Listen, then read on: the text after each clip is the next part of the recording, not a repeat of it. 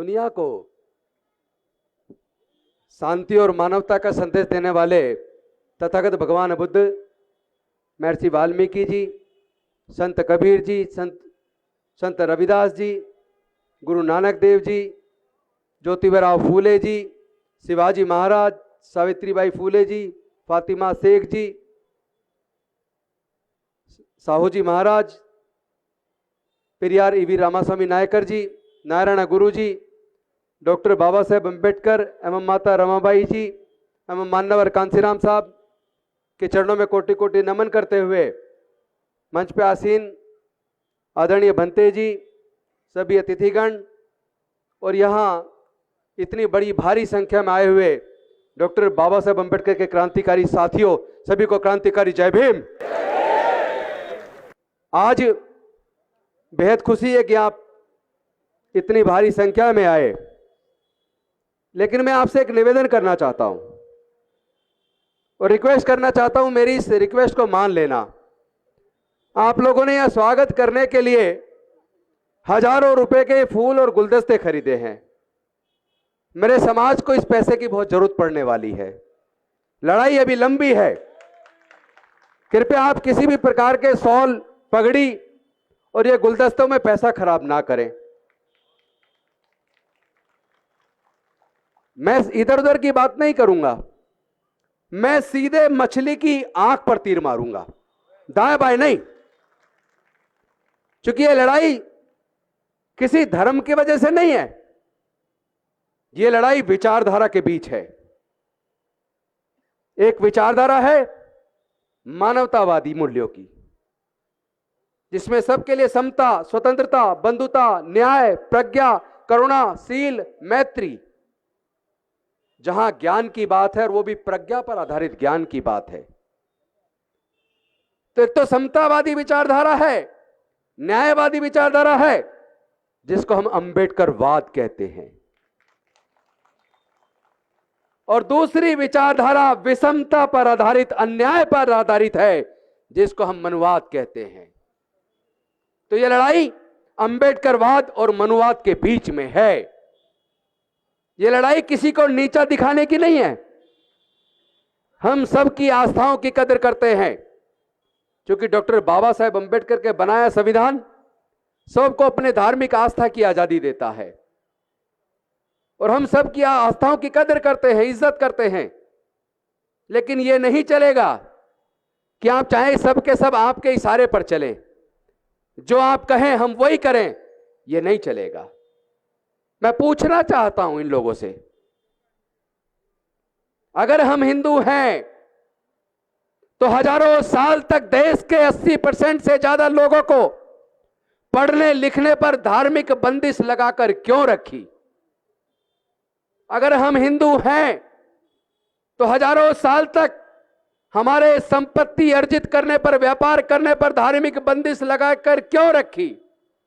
अगर हम हिंदू हैं तो हमारे लोगों को मानव अधिकार से वंचित क्यों रखा?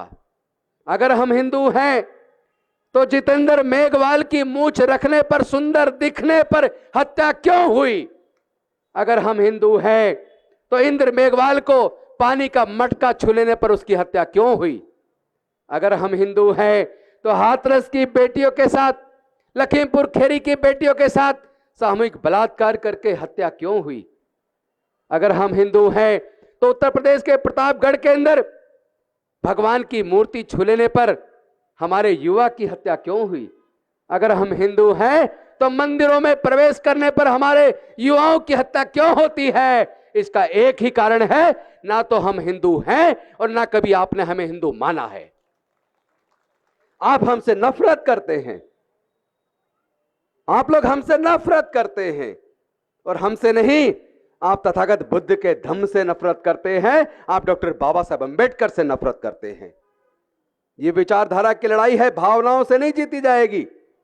ना तो विचारधारा की लड़ाई कभी भावनाओं से लड़ी जाती है और ना कभी विचारधारा की लड़ाई भावनाओं से जीती जाती है। विचारधारा की लड़ाई बुद्धि और विवेक से, ज्ञान से, और वो भी प्रज्ञा पर आधारित ज्ञान से जीती जा सकती है। उत्तेजना में आकर नहीं, बुद्धि और विवेक से। हम लोग जरा सोचिए, हम लोग बुद्ध की बात तो कर रहे हैं, लेकिन जो बुद्ध का विचार है, जो बुद्ध के सिद्धांत हैं, जो बुद्ध के नैतिक मूल्य हैं, क्या हम उसे अपने आचरण में उतारते हैं? अगर बुद्ध के नैतिक मूल्यों को, विचार को और सिद्धांतों को हम लोग अपने आचरण में नहीं उतारते तो फिर हम बुद्ध को नहीं मानते। बुद्ध का धर्म नफरत नहीं सिखाता, बुद्ध का धर्म प्यार सिखाता है। हम प्यार देंगे, प्यार फैलाएंगे, भाईचारा फैलाएंगे और नफरत पैदा करने वाले को निस्तनाबूद कर देंगे। मैं पूछना चाहता हूं, आज यूएनओ की रिपोर्ट आई है अभी, वो बताती है आधे से ज्यादा यूरोप 2050 तक बौद्ध बन जाएगा। एक और रिपोर्ट आई है, अमेरिका और ऑस्ट्रेलिया के अंदर सबसे ज्यादा क्रिश्चियन हैं, लेकिन जितनी तेजी से वहां लोग बौद्ध बन रहे हैं, 10 से 15 सालों के अंदर अमेरिका और ऑस्ट्रेलिया के अंदर बौद्धों की संख्या ज्यादा हो जाएगी। बौद्ध धर्म प्रज्ञा पर आधारित है। बौद्ध धर्म समता, स्वतंत्रता, बंधुता, न्याय, प्रज्ञा, करुणा, शील, मैत्री पर आधारित है। अपनी अच्छाई की वजह से फैल रहा है। हम जाकर कोई अमेरिका के लोगों को, यूरोप के लोगों को, ऑस्ट्रेलिया के लोगों को बौद्ध नहीं बना रहे हैं। वहां के लोग बुद्ध की जो नैतिक मूल्य है, बुद्ध के जो ज्ञानवर्धक शिक्षाएं हैं, जो सबको मानव को एक समान मानती हैं, क्योंकि बुद्ध का धर्म और धर्म के अंदर जमीन आसमान का फर्क है। हमें अंतर समझना होगा। धर्म में और धम्म में बहुत बड़ा अंतर है, लेकिन हमारे लोग इस अंतर को ना तो करते हैं ना समझते हैं। धर्म चलता है धर्मशास्त्र से।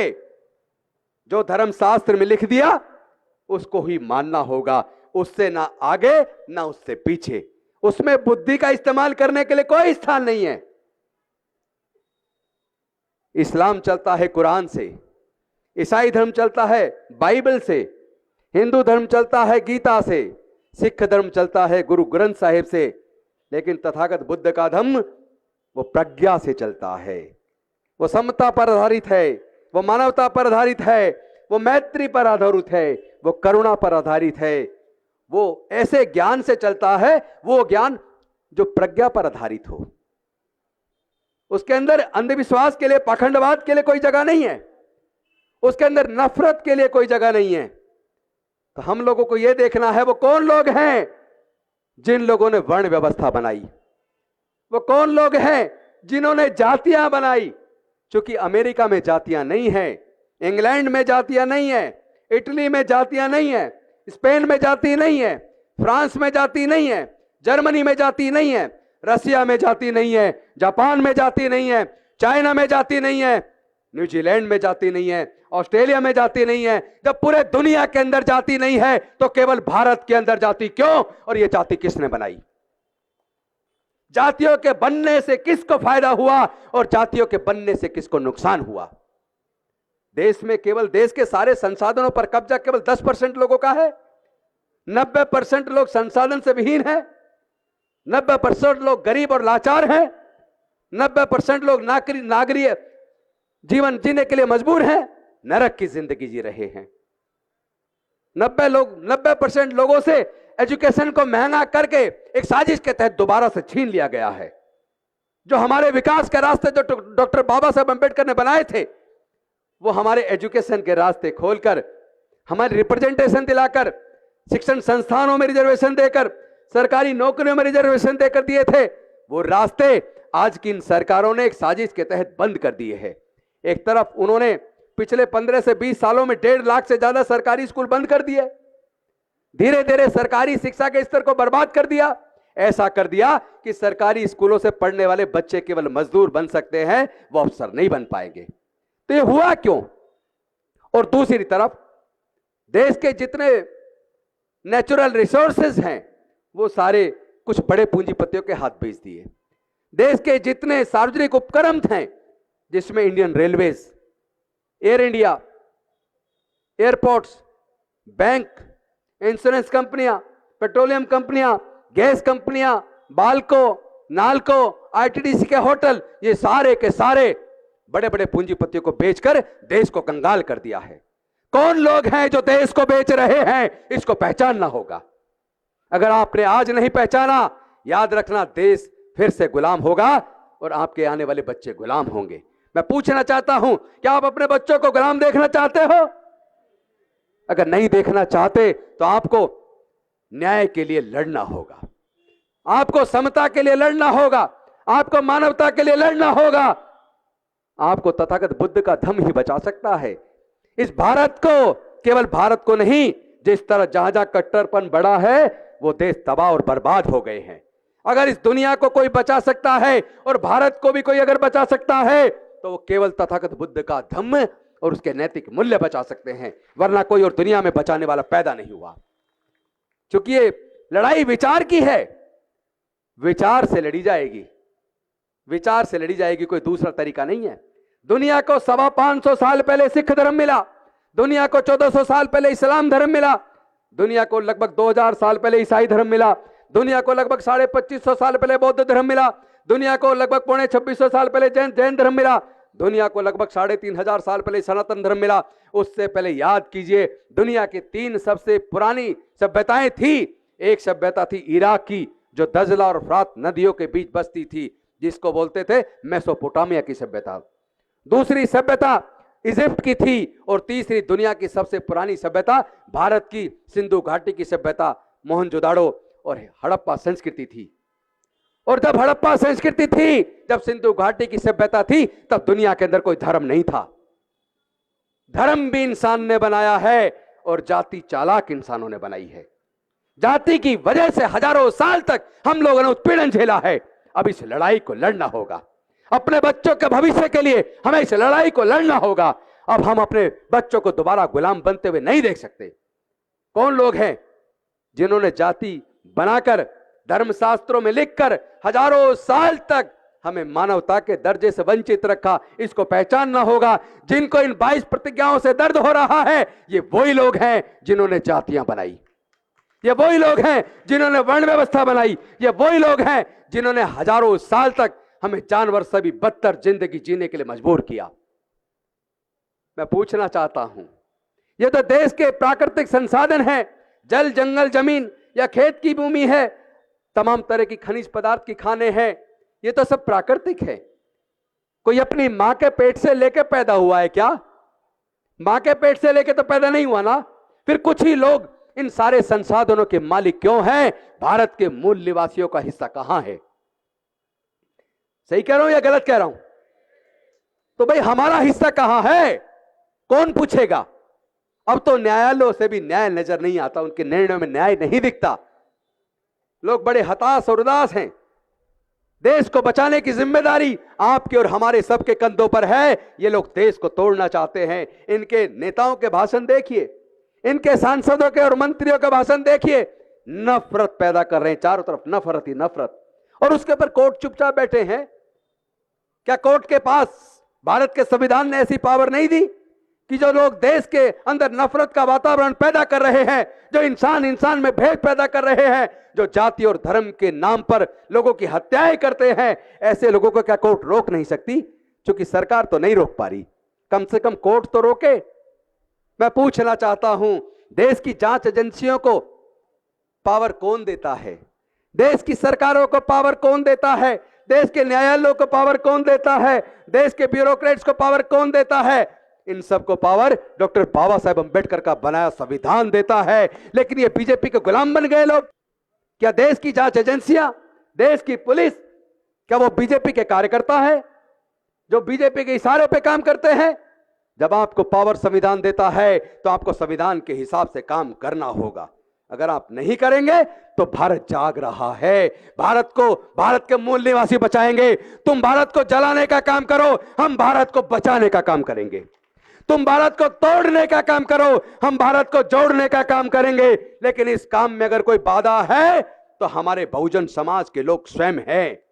मैं पूछना चाहता हूं, जब जातियां कुदरत ने नहीं बनाई और जातियों के बनने से हमारा नुकसान हुआ है और जाति की वजह से हमारे साथ जातिगत उत्पीड़न होता है, तो फिर आप जातियों को जिंदा क्यों रखे हुए हो? इन जातियों को आग लगा दो, जातियों को तोड़ दो, समाज को जोड़ दो और एक ऐसे भारत का निर्माण करो जहां समता, स्वतंत्रता, बंधुता और न्याय हो, जहां प्रज्ञा पर आधारित ज्ञान हो, जहां मैत्री हो, करुणा हो, शील हो। हम इन 22 प्रतिज्ञाओं के अंदर शील का आचरण करने का संकल्प लेते हैं, मानवता के ऊपर आधारित भारत का निर्माण करने का संकल्प लेते हैं, नफरत को खत्म करने का संकल्प लेते हैं।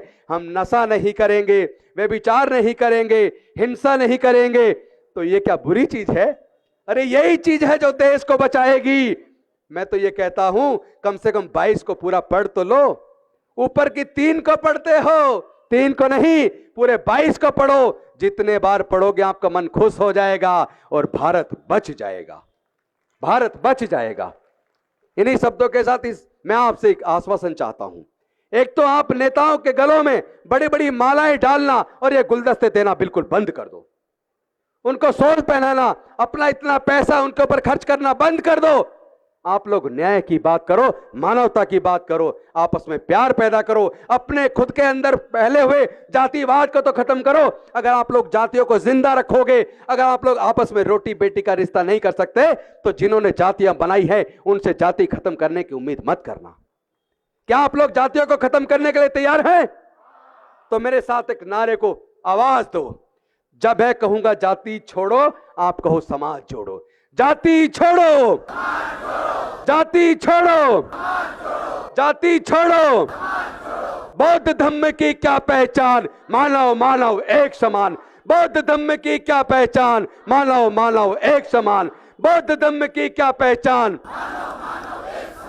जय जय जय जय जय भीम, जय जय जय जय जय भीम, जय जय जय जय जय भीम। बहुत बहुत धन्यवाद। नमो बुद्धाय। जय भीम, जय भारत।